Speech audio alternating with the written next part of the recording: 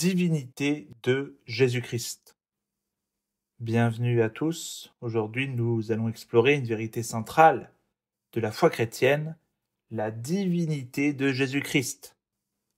Donc le Nouveau Testament nous montre clairement que Jésus n'est pas seulement un homme ou un prophète, mais pleinement Dieu.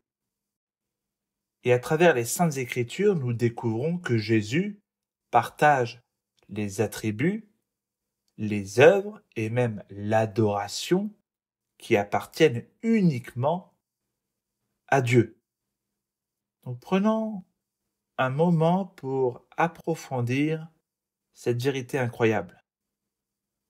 Premièrement, la préexistence de Jésus-Christ.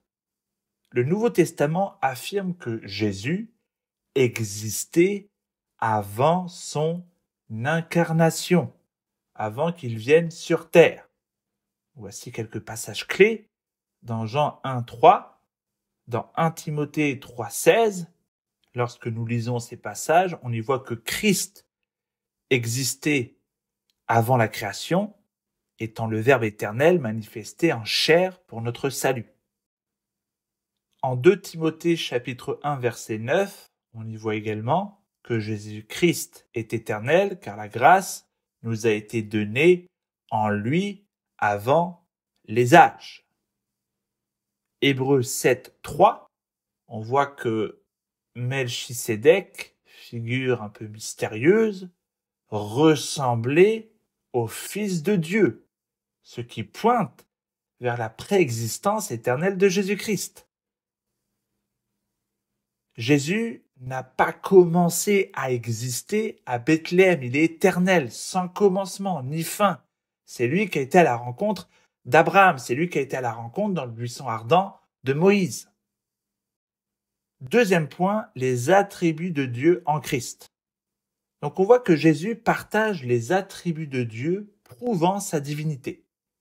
Donc il y a des attributs communicables, comme l'amour. Éphésiens 3, 17 à 19. Christ nous montre l'amour parfait de Dieu dans ce passage.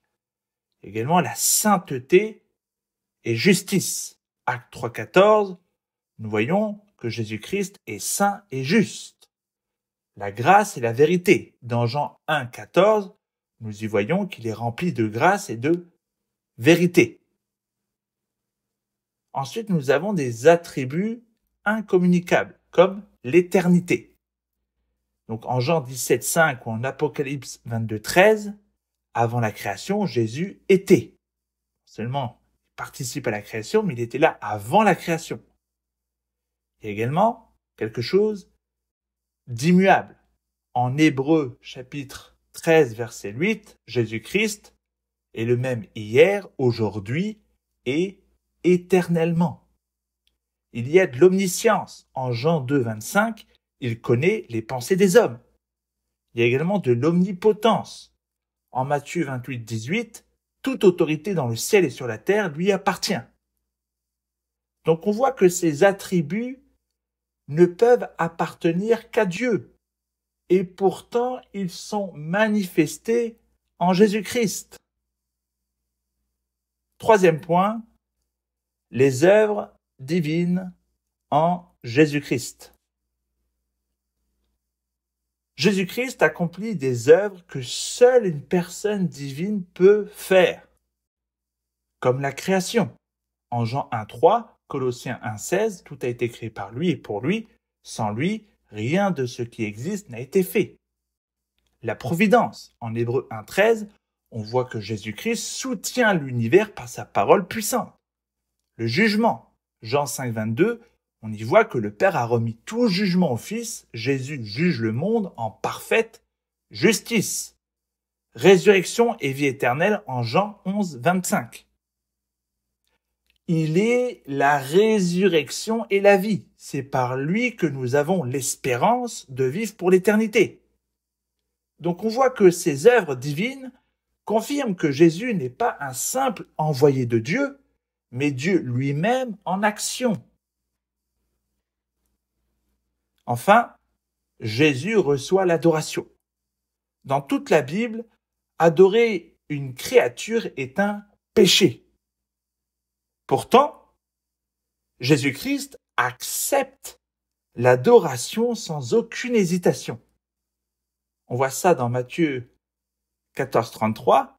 Après avoir calmé la tempête, ceux qui étaient dans le bateau l'adorèrent. En Matthieu 28, 9, à sa résurrection, les femmes tombèrent à ses pieds et l'adorèrent. En Philippiens 2, 10, un jour, toute langue confessera que Jésus-Christ est Seigneur. Il y a également un contraste avec les hommes, alors que Paul et Barnabas refusent l'adoration en Actes 14, 15, Jésus-Christ l'accepte comme son droit légitime. Donc nous voyons que l'adoration réservée à Dieu est donnée à Jésus parce qu'il est Dieu.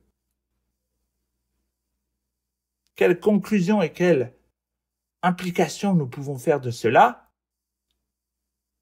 Que signifie tout cela pour nous aujourd'hui? Adorer Jésus comme Dieu.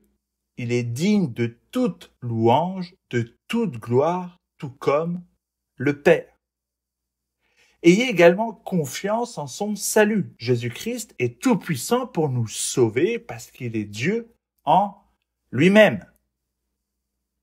Enfin, proclamez sa divinité. Dans un monde qui doute de qui est Jésus, proclamons avec assurance qu'il est Dieu venu en chair.